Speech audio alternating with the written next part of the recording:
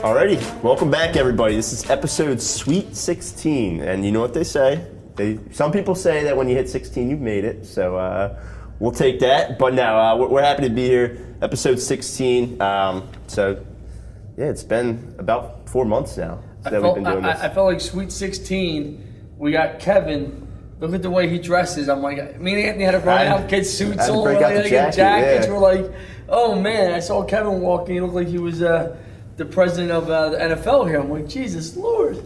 Well dressed, Kevin Sweeney here. Yeah, so that's a great segue. So we are joined by Kevin Sweeney, who's the Vice President of Sales and Marketing at Lynch Exhibits. So Kevin, really appreciate you coming on. I know we had this in the pipeline for a while, so we appreciate it. Thank you. I think we're gonna have a great episode. Good. So before we get started, just wanted to say I hope everybody had a great Labor Day, and thoughts and prayers to everybody dealing with Hurricane Harvey and Hurricane Irma. I know that's been all over the place, so just wanted to mention that. But like I mentioned, we are joined by Kevin Sweeney, and Kevin, I guess first before we get started, if you kind of want to give everybody a little bit of background about yourself, maybe your marketing history, but then also kind of what you do at Lynch Exhibits as well.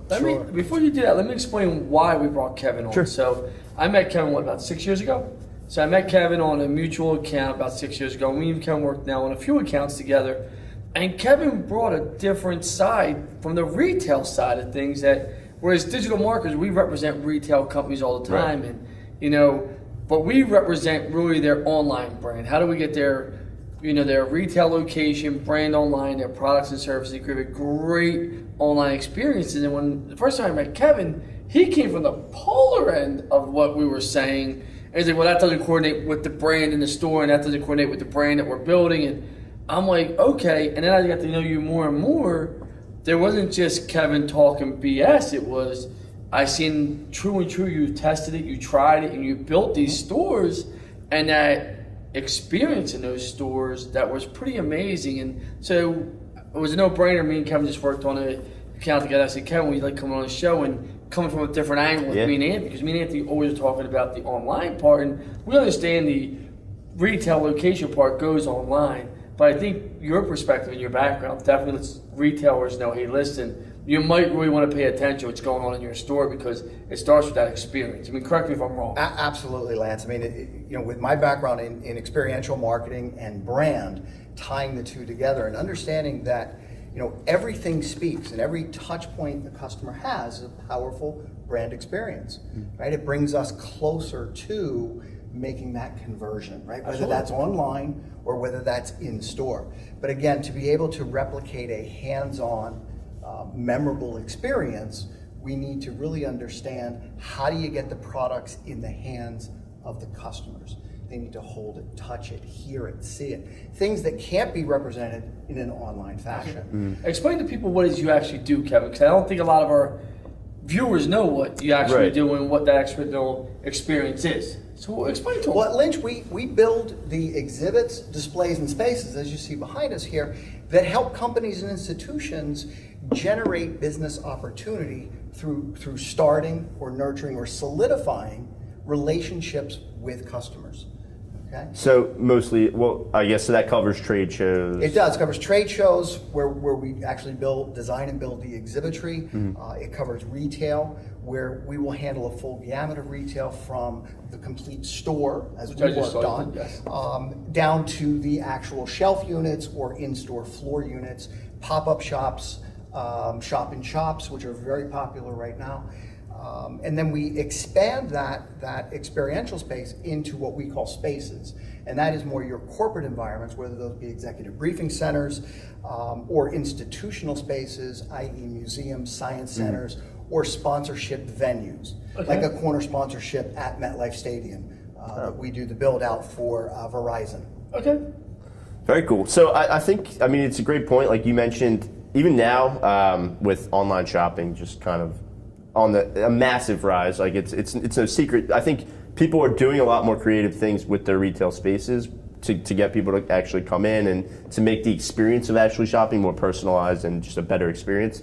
So I think that's a really good point. Like the retail side of things, and just making sure that it's kind of a polished experience, and it's not just the same old store you walk in anymore. It's Yeah, it's really become about the experience, right? It's not about the actual, do I have product, do I have inventory on display? Because I can learn about products all across the internet, right? On the online, what I can't do is try it on. I can't see how that brand fits my style. I can't hear a set of headphones, right? How do I replicate in an online transaction how the quality of the sound of that headphone is? I have to hear it. So retail stores are taking advantage of this experiential marketing to understand getting the products in the hands of the customer, letting them experience it, and then driving the online transaction. Yeah, I mean, it's funny. I spoke to Michael Canoff, who's one of our clients. He's a jeweler here in Yardley, and I was speaking to him this morning at the gym, and we're talking about retail where online is so popular now, but the people that are making it in retail, they're giving that experience. They're having people come in, touch things, test things, offering something to drink. It's no longer acceptable. I went and bought a pair of running shoes because I've always bought my shoes online for the last few years, but I couldn't find a good pair of running shoes. I walked in a Foot Locker in the Chamonix Mall, and the mall was dead. And I said to the woman there, I said, are you guys dead here? She goes, we were not. We're their anchor store. And I said, it makes sense, as far as a small little store is probably 3,000 square feet, because it was packed, but the rest of the mall was packed. But you can't just go buy sneakers online, brand new, if you don't know what they feel like and if they're comfortable. And people still are embracing technology to that experience, but jewelers, your sneaker places, all these people are always going to be having a good business if they can give that experience. I actually read an article that Google just put out. The retailers that are making it now are averaging a 3 times higher sales rate of what it was before the boom. Meaning if the average customer was coming in and spending $25, they're now spending $75. But these are the retailers that are understanding the experience, the cross-sell, how to get people to put more into a cart. So talk about that part, Kevin. Well, I guess a great example, and that most people would understand, is Bass Pro Shops. Okay. When you look at a Bass Pro Shop, right, you talk about the ability to actually fish, to be in a boat, to have that experience beyond picking a product up off the shelf and going to a register and transacting, right? Retail is now, from a brick and mortar, is no longer about the transaction. It is about that experience, right? The touch, the taste, the smell, the feel, right? When you think about from a brand perspective, right? How do I feel in that brand? How does that brand make me look, right? What does it speak about me? That's where retail is having to kind of change its focus from a very inventory generated transactional space to one of experience, hands-on. And again, to your point, how do we look and empower these hands-on experiences with technology? Okay, creating and replicating that online experience in store. Yeah. Okay, so I can experience and then transact and start to migrate my future purchases and future considerations through an online. So where once online was driving in-store traffic, in-store experience is now going to drive online transaction. Oh, no doubt. And I think the front runner of retail location has always been Macy's, right? They've always tried to be at the front run of it. But now that Amazon bought, who did Amazon just buy? Whole Foods. Whole Foods, yeah. I think they're going to really change the game because they're going to have an experience that you've never seen because they understand technology, right? I mean, let's be realistic. They are a technology company. I just said Whole Foods is no longer a food business. It's a technology business it will become. And Whole Foods understands the experiential. Absolutely. I mean, their crafted foods and prepared foods in market give you that experience. You have aromas, you have tastes that are sampled, and you can buy right there. It's no longer the prepackaged. It's all there from a convenience standpoint, but the draw of that was the experience. It's going to be crazy to see how. But the one thing I've noticed, though, even though you have all these people, I know you represent a lot of different size clients, but they started having embraced beacon technology or all these new technologies that are pretty low entry points to get into your location, which I'm kind of curious. Do you think it's just the thought leadership? Do you think it's just the education, the knowledge base? Because it shocks me. We still bring retailers on all the time, and we have some basic core things, and their conception or misconception is it's too expensive or it wouldn't work for us. I'm just kind of curious to what you thought. Well, my thoughts there is that a couple things happen, right, Lance? Is with technology, people get swept up in the wow of the technology, and not what will that technology do for my business. Yeah. Right. So in other words, we need to focus on outcomes, and then understand what technology helps drive those outcomes. Absolutely. Right. So with beacon technology and near field communication, something that we've used on the exhibit floor to really help track an attendee's movement through an exhibit space, right? Both from where did they engage, how long did they engage, right? So we can start looking at some type of metric that says, I just engaged 2,000 attendees for an average period of 15 minutes at a cost of X. What is my cost of 15 minutes of a field sales call to cover 2,000 people? And I can tell you right now that trade show costed much, much less than that field sales call at those rates and those times. Okay. So again, using technology to understand people's movements. Absolutely. Right? Yeah, The more we know about our audience, the more insights we can gain, the more we can tailor that experience, that technology, the user interface, and how we approach them. Absolutely. So I think on the tails of the proximity marketing side, because that is sort of on the rise as well, what are some of the, I guess, newer or cutting edge type things that you're seeing people do that are interesting, that you're seeing people do with the in-store? Or is it sort of more just more of the same from what's been happening over the last, or has anything kind of been popping out at least What's the big recently? splash in this proximity space? Really not on board with that as far as any real new technologies. It's really taking the technologies that exist and applying them in a usable function. And to your point, is really an education that it's not expensive, right? You say the word technology and integrated experience and people go, oh, it's expensive. Absolutely. And certain applications are very easily deployed, right? As you know, with the beacon technology, to really capture and identify and communicate with that audience when they're in proximity to your store, hitting with various specials or updates on pricing, or again, digital couponing. Absolutely. Right? All of these things are the things that companies need to embrace today that are not at a big drastic point of entry. Right. Yeah.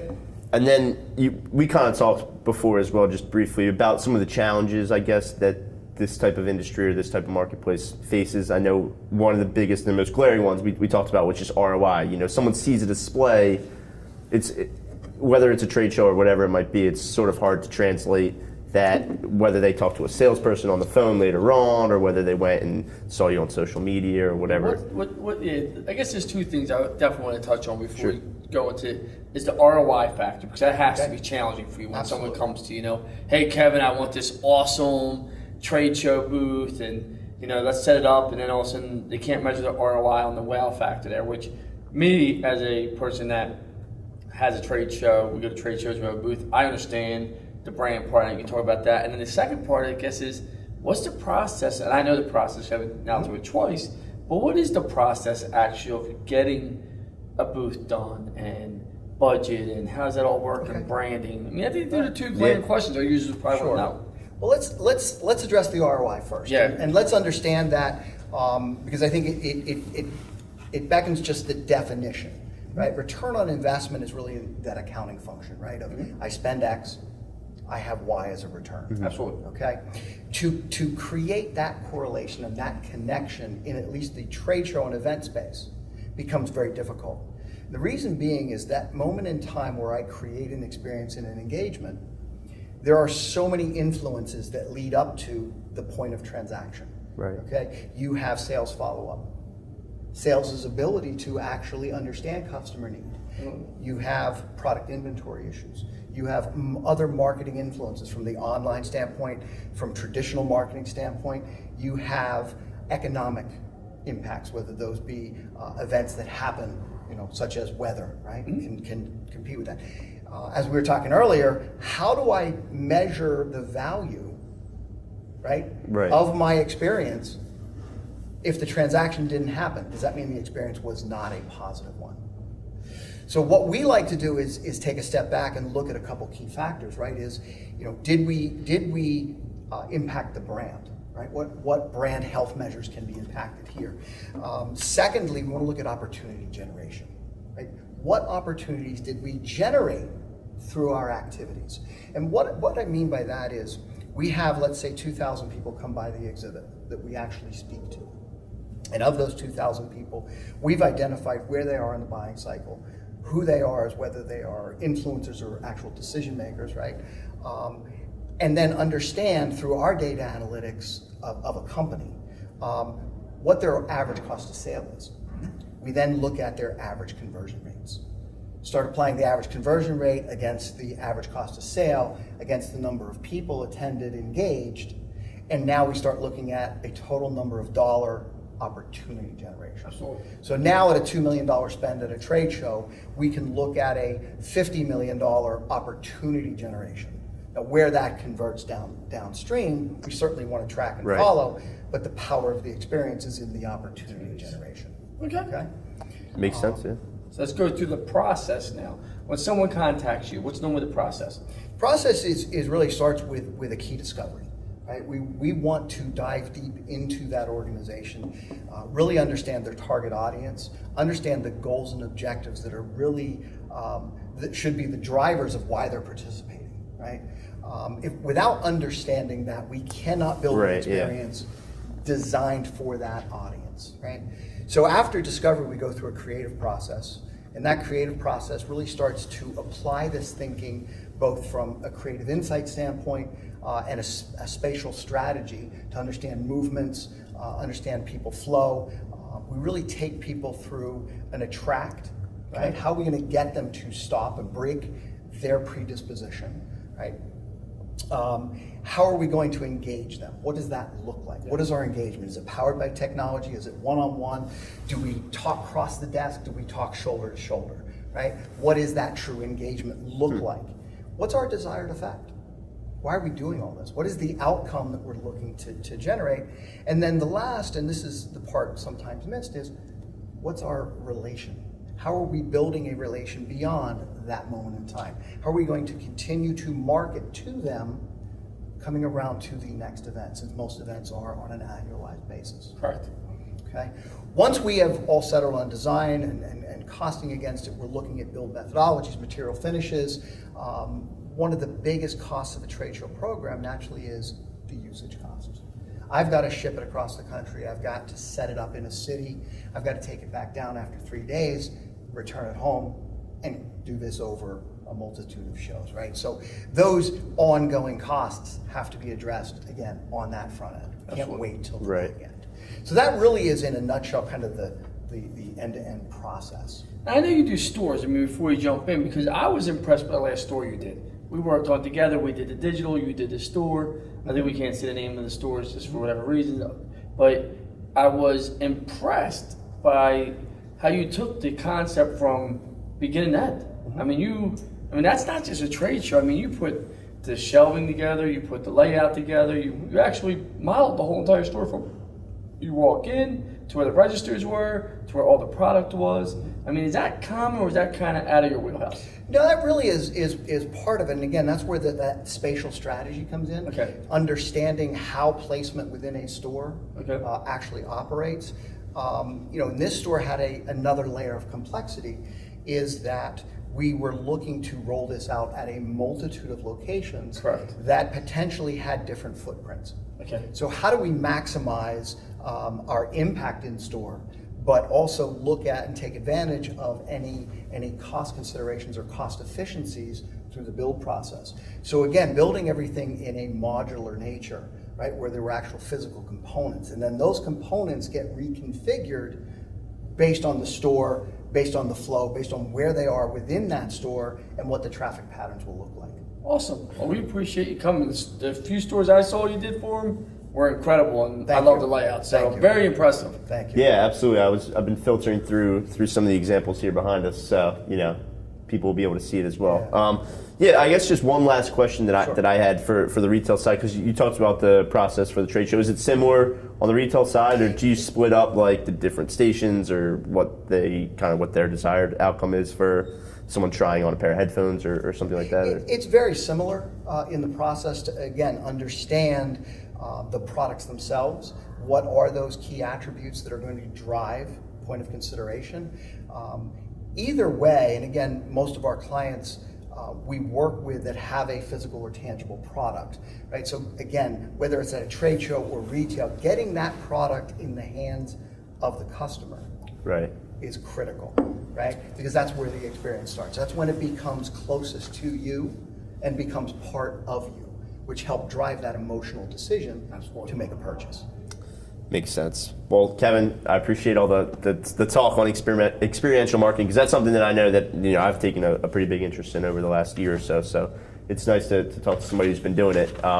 But yeah, we wanted to touch on a few of the bigger industry stories here before we let everyone go, just so that we don't miss a week here for that. And some of them tie in, some of them don't. But starting off, we wanted to talk about LinkedIn. So LinkedIn launched what's going to be called the LinkedIn Audience Network.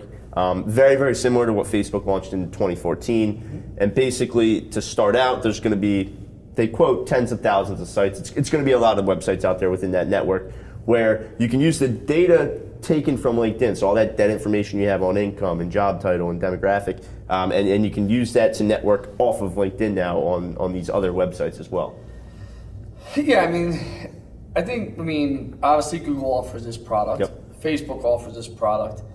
LinkedIn's owned by Microsoft, and most people don't know that. So I think when you look at where they're going with it, right, it's about advertising dollars and getting your message out to the right audience, the right demographics. And people don't realize demographics play such a big part into your marketing. It's not everyone's your ideal customer. Right. And that's just what people don't realize, and that's why franchises that are HVAC companies sells, they're mostly by territories or by zip codes, and people that say, hey, listen, I want to focus on downtown New York, most likely aren't trying to go out to Westchester County also. So demographics are a big piece of it, whether it be female, male, whether it be college educated, not educated, sports interest. I think this is going to give LinkedIn a big advertising dollar boost. How effective that's going to be is going to be based on your marketer and where they're putting you in front of people, because time and time again, even on Facebook similar audiences and Google similar audiences, when people come to us, we've seen it work great and we've seen it just nosedive. So I think you really got to track this and track it well and make sure you have success with it. And LinkedIn hasn't told us yet how you can track it. Right. So that's be my fear, right? How can we track this? What are the measurables? What are the conversions? What do you expect out of it? If I'm taking part of my budget and I'm going to similar audiences on LinkedIn, I want to make sure I can track it more through than just Google Analytics. Right, and you mentioned the data and not just throwing darts blindly, because but we're at a point now where it's like all these players have this kind of information, they have this data that if you don't have the option to sort of segment down by demographic or get really granular, then it's a lot harder to sell, because you can go to other networks where you can say like, hey, I want people who have, even Facebook is doing things now where you can say, I want people who have been to my physical location over the last 6 months and target just them with advertisements now. So it's, I think this is a play that LinkedIn needed to come through with, and they're kind of just playing catch up at this point. But yeah, I think as far as advertising dollar for LinkedIn, I think it's a big play for them. It is. I think you're going to see that revenue increase. And I think this is going to be big for the B2B and B2C. But B2B, people don't realize is B2B, LinkedIn is such a strong player. Yeah. And this is, I think, going to help their B2B drastically. Absolutely.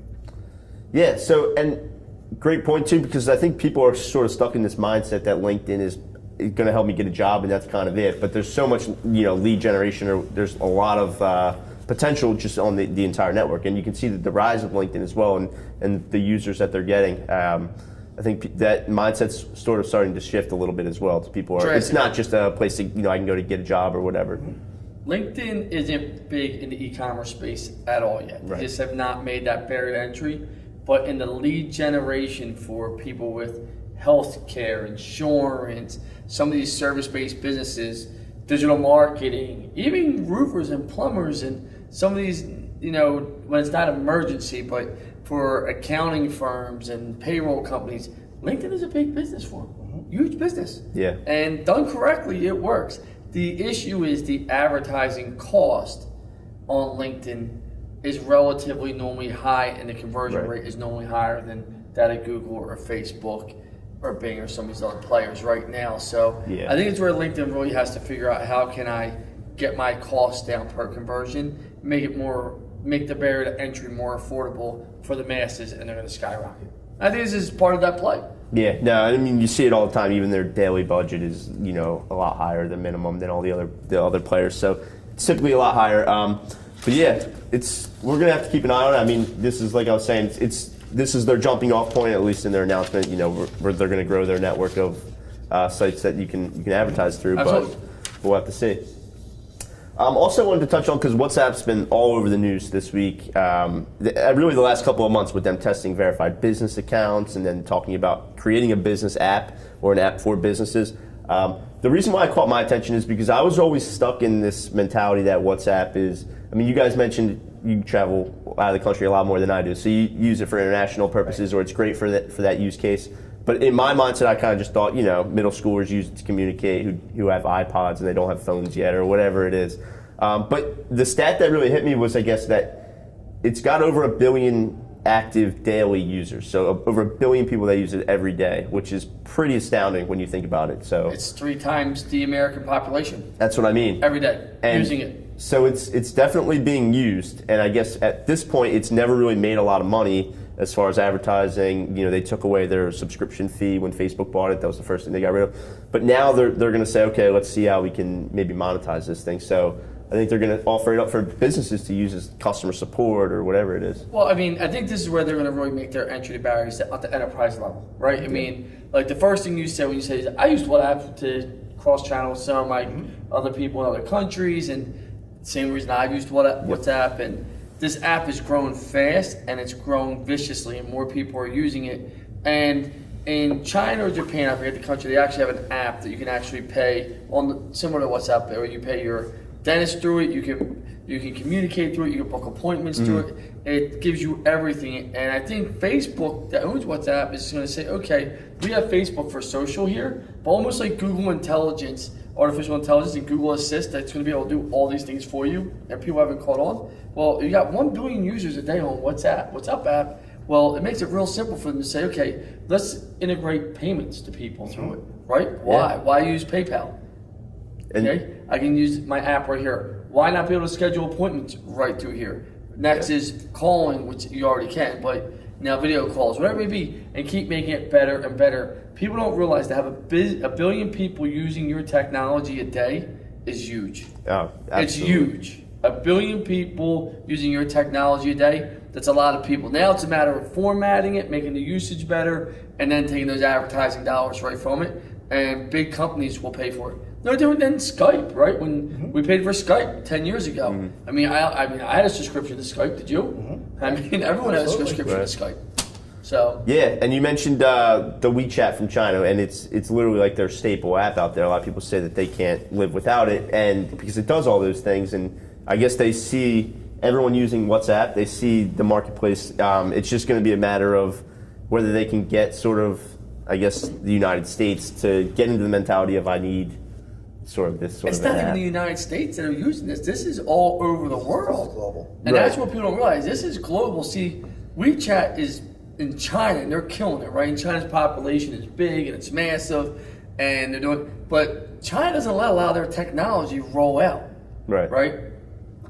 So if that's the case, and they're going to hold it to over there, another player is going to come in at $1 billion, 1 billion people a day, and say, we're going to start offering the same functionality and make it part of your lifestyle, your experience. Use this. So I think it's going to be bigger than you think on a global level. No different than when Bitcoin came out, everyone thought it was a joke. And now look look at it, right? People are kicking themselves in the butt saying, People still don't know what it is, but they know it's huge. No one can understand it. Yeah. So I think it's going to be bigger than people think. I think it goes around. They're going to let people communicate for free for it, keep free using it for communication. But what else can I integrate with it and start monetizing it for money? Yeah, and I think at least a lot of the chatter's been so you can have a verified business account now, so you can get your business like a check mark. It's official, official business there, and then people will be able to search for your business right on the app. So it opens up a lot of opportunities for maybe sponsored listings, or if someone's looking for a plumbing company, to see some verified listings that come back or something like that. So I think that opens the doors as well. But they're definitely going to find a way now to make some money off of this 1 billion, user base at this point. So, well, Kevin, we appreciate you spending some time and talking about a little bit what you do at Lynch Exhibits. Any big plans for the weekend before we cut you loose? There's always plans for the weekend with the children. Okay. There you go. There's always big plans. Catch us some Eagles. Looking forward to the start of the football season, absolutely. Yeah, can't wait. And what better way than see the greatest player of all time trotting that field tonight? 8:30, NBC, Tom Brady, number 12, gets his 5th ring. Probably have his 6th ring this time next year. I mean, who could ask for? I mean, think about it. You got Why Marketing Matters on Thursday, and you got Tom Brady. Tom Brady. I mean, Big get any Tom, better. give me a shout out. Yeah, parlay Marketing Matters right into the Patriots game. There you go. That's it. But yeah, Kevin, thanks so much for coming on. you. And we'll see everybody next week, episode Thank you, Kevin, 17. so much, my man. We have another big guest coming on next week, so be sure to tune in for episode 17. We'll see you then. See you guys. Have a good weekend. Thank you.